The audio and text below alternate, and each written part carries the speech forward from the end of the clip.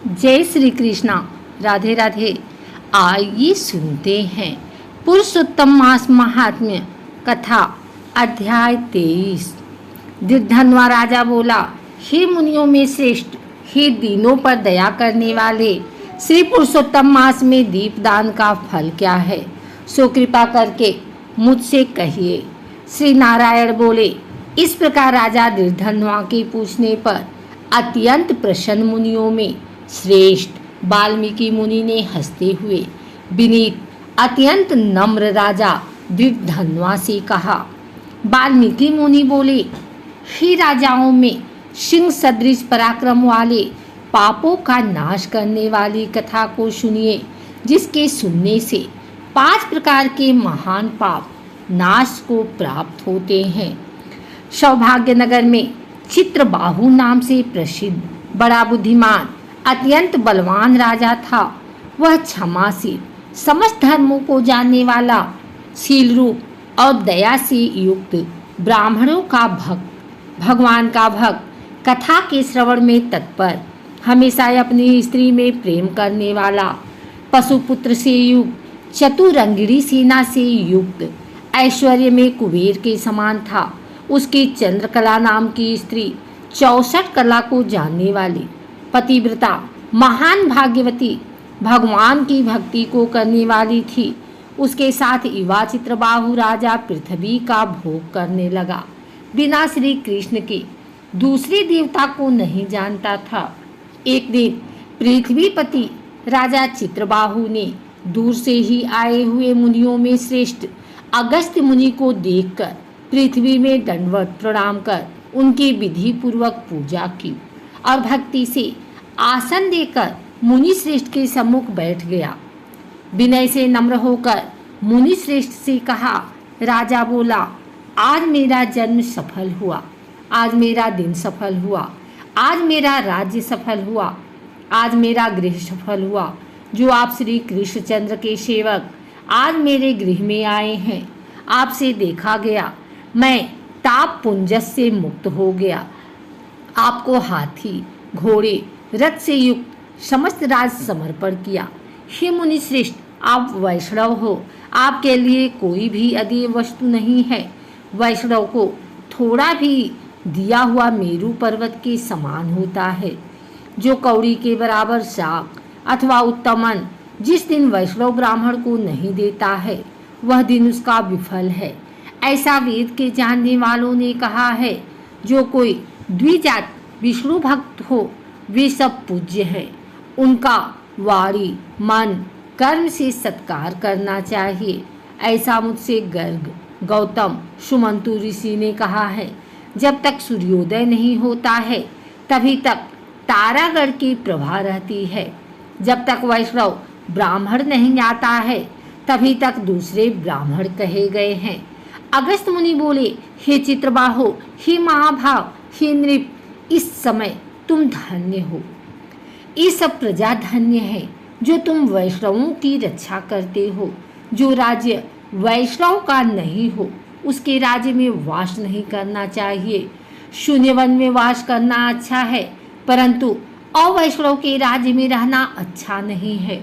जिस प्रकार नेत्रहीन शरीर, पतिहीन स्त्री, बिना पढ़ा हुआ ब्राह्मण निंद है, वैसे ही वैष्णव रहित देश निंद है। जैसे दांत के बिना हाथी, पंख के बिना पक्षी, 10वीं विद्या द्वादशी एकादशी कही गई है, वैसे ही वैष्णव रहित देश है। जैसे कुशा रहित संध्या, तिलहीन तर्पण वृत्ति के लिए देवता की सेवा है, वैसे ही वैष्णव रहित देश कहा है।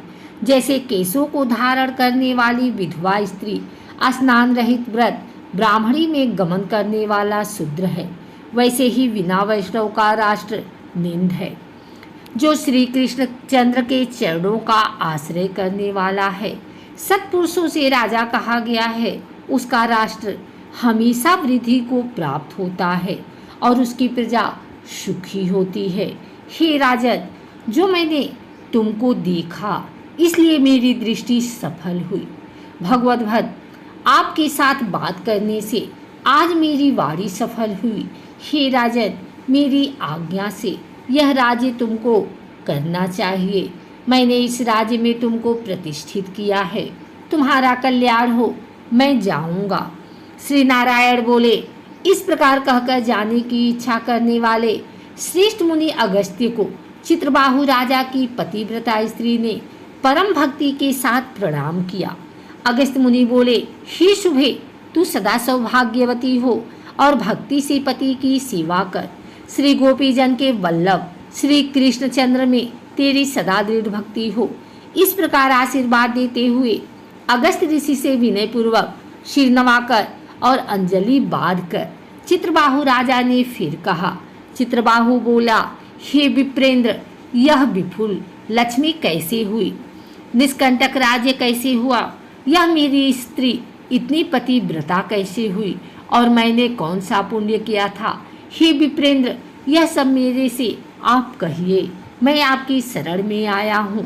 हे मुनीश्वर, आप हाथ में स्थित दर्पण के समान सब जानते हो। श्री नारायण बोले, इस प्रकार राजा चित्रबाहु के कहने पर मुनि श्रेष्ठ अगस्त्य एकाग्रचित होकर राजा श्रेष्ठ चित्रबाहु से बोले। अगस्त्य मुनि बोले, हे राजन, मैंने तुम्हारे पूर्व जन्म का चरित्र देख लिया है। इतिहास के सहित प्राचीन उस चरित्र को कहता हूँ। सुंदर चमत्कारपूर्ण शूद्र जात में जीव हिंसा करने पर तत्पर मणिग्रीव कामधारी तुम हुए, सो तुम नास्तिक दुष्ट चरित्र वाले, दूसरे की स्त्री को हरण करने वाले, कृतज्ञ दुर्नीत शिष्टाचार से रहित हुए। और तुम्हारी यह जो स्त्री है, यही पूर्व जन्म में भी स्त्री थी। यह कर्म मन और वचन से पति सेवा में परायण थी। पतिव्रता महाभागा धर्म में प्रेम करने वाली मनुष्यिनी, इसने कभी भी तुम्हारे विषय में दुष्ट भाव नहीं किया। पाप कर्म को करने वाला तुम्हारा जाति और बांधवों ने त्याग कर दिया और क्रुद्ध होकर राजा ने सब उत्तम धन ले लिया। फिर उस समय बचा हुआ जो कुछ अवशेष धन था, उसको जाति वालों ने भी लिया। तब उस समय धन के चले जाने से तुमको धन की भारी इच्छा हुई, परंतु धन के नाश होने पर भी मन मलिन होकर इस पतिव्रता ने तुम्हारा त्याग नहीं किया। इस प्रकार सब लोगों से तिरस्कृत होने पर तुम निर्जन वन को गए। हे महीपते, वन में जाकर अनेक पशुओं को मारकर अपनी आत्मा का रक्षण किया। इस प्रकार स्त्री के सहित जीवन निर्वाह करते हुए धनुष को उठाकर मणिग्रीव मृग के मांस को खाने की इच्छा से बहुत से सर्प और मृग से भरे हुए वन को गया। उस मनुष्य रहित वन के मध्य मार्ग में उग्रदेव नाम के महामुनि दिशा ज्ञान के नष्ट हो जाने से व्याकुल हो गए। हे राजन, मध्याह्न के समय तृषा से अत्यंत पीड़ित हो वहां ही गिरकर मरणासन्न हो गए। उस समय रास्ते को भूले हुए उस दुखित ब्राह्मण को देखकर तुमको दया आई। उस ब्राह्मण को उठाकर और उसको साथ लेकर तुम अपने आश्रम को गए। उस दुखित ब्राह्मण की तुम दोनों स्त्री पुरुष ने सेवा की। एक मुहूर्त के बाद उस समय महायोगी उग्रदेव चैतन्यता को प्राप्त हो आश्चर्य करने लगे कि मैं वहाँ था, यहाँ कैसे आ गया? उस वन के बीच से कौन लाया? श्री नारायण बोले, मणिग्रीव ने उस ब्राह्मण से कहा कि यह सुंदर तालाब है, इसमें कमलिनी के पुष्प से सुगंधित शीतल जल है। हे ब्राह्मण, उस शीतल जल में स्नान करके मध्याह्न की क्रिया करके फलाहार करें और सुंदर शीतल जल का पान करें। इस समय मैंने रक्षा की है, आप सुख से विश्राम करें। हे मुनि श्रेष्ठ, आप उठिए और आप कृपा करने के योग्य हैं। अगस्त्य बोले, उस समय उग्रदेव ब्राह्मण श्रम रहित सावधान हो मणिग्रीव का वचन सुनकर तृषा से व्याकुल हो उठा। हे चित्रबाहो, मणिग्रीव की भुजा पकड़कर वट वृक्ष से शोभित तालाब के तट पर जाकर बैठ गए।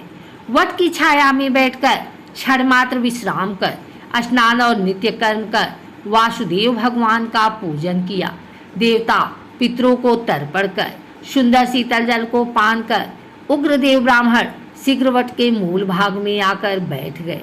पत्नी सहित मणिग्रीव ने मुनि श्रेष्ठ उग्रदेव को नमस्कार किया और अतिथि सत्कार करने की इच्छा से विनय युक्त बाणी से बोला। मणिग्रीव बोला, हे ब्राह्मण, आज मुझको तारने के लिए आप मेरे आश्रम को आए, आपके दर्शन से मेरे पाप नष्ट हो गए।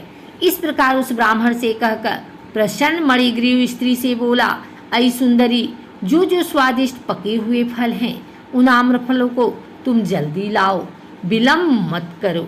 हे शुभानने, और जो कुछ कंद आदि हो उनको भी लाओ। इस प्रकार स्त्री अपने पति के वचन को सुन फलों को और कंदादिकों को लाकर हर्ष से ब्राह्मण के सामने रखती है।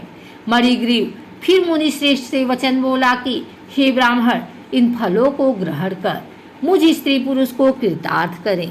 उग्रदेव ब्राह्मण बोला, तुमको मैं नहीं जानता हूँ, तुम कौन हो, सो मेरे से कहो। विद्यमान ब्राह्मण को चाहिए कि अपरिचित का भोजन नहीं करे।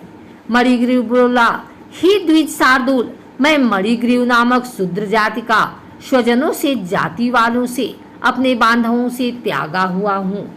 इस प्रकार शूद्र के वचन को सुनकर प्रसन्नात्मा उग्रदेव ने फलों को खाया, बाद में जल को पिया। ब्राह्मण को सुख से बैठ देखकर मणिग्रीव उग्रदेव ब्राह्मण के पैरों को अपनी गोद में रखकर दबाता हुआ फिर वचन बोला। मणिग्रीव बोला, हे मुनि श्रेष्ठ, आप कहाँ जाएंगे? इस निर्जन जल रहित हिंसक जंतुओं से भरे दुष्ट वन में कहाँ से आए? उग्रदेव बोले, हे महाभाग, मैं ब्राह्मण हूँ, प्रयाग जाना चाहता हूँ। इस समय रास्ता न जानने के कारण भयंकर वन में चला आया हूँ। उस जगह थकावट और प्यास के कारण क्षण भर में ही मरणासन हो गया। बाद में तुमने मेरे प्राण दिया। हे मणिग्रीव, बोलो तुमको मैं क्या दूं?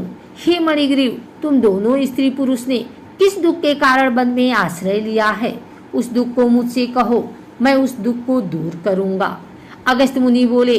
इस प्रकार उग्रदेव ब्राह्मण के वचन को सुनकर अपनी स्त्री के सामने उस मुनीश्वर उग्रदेव की प्रार्थना कर दरिद्रता समुद्र को पार करने की इच्छा वाले मणिग्रीव ने अपने कर्म के भयंकर फल रूप वृत्तांत को कहा।